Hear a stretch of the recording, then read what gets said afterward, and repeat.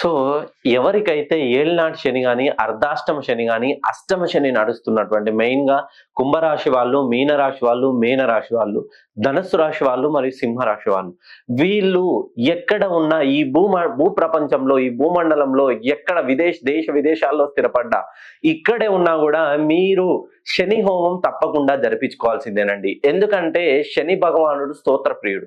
విష్ణువు అలంకార ప్రియుడు, శివుడు అభిషేక ప్రియుడు, సూర్యుడు నమస్కార ప్రియుడు.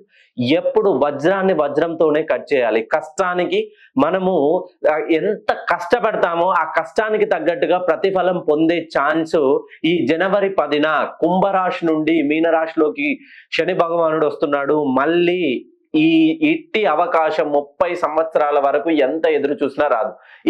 ఎవరికైతే ఏళ్నాటి శని నడుస్తున్నా, అర్ధాష్టమ శని నడుస్తున్నా, అష్టమ శని నడుస్తున్న రాశులు, ఈ రాశుల వాళ్ళకి మీరు ఏ పని చేసినా, ఏ పని ప్రారంభించినా ఎప్పుడు నష్టాలు నష్టాలు నష్టాలు. ఎవరైతే మేము ఎంత సంపాదించినా ఆర్థికంగా నిలదొక్కుకోవడం లేదు, ప్రతి విషయం క్లిష్టతరంగా ఉంది, మేము క్రయ విక్రయాలు జరపాలనుకుంటున్నాం, నూతనంగా వ్యాపారాలు జరుపుకుంటున్నాము, వ్యాపారంలో మేము అనూహ్యంగా ఎదగాలనే ఆలోచన ఉన్న ప్రతి ఒక్కరికి ఇది సువర్ణ అవకాశం. ఇట్టి అవకాశాన్ని ప్రతి ఒక్కరూ నేను జనవరి 10వ తేదీన శని హోమం జరిపిస్తున్నాను. మీరు చేయవలసింది ఏం లేదండి, మీ పేరు గోత్రనామాలు పంపిస్తే మీ పేరు పైన హోమం జరిపించి యాగ ప్రసాదాన్ని మీ ఇంటికి అందేలా నేను ప్రయత్నిస్తాను. ఇట్టి అవకాశాన్ని ప్రతి ఒక్కరూ సద్వినియోగం చేసుకోగలరు.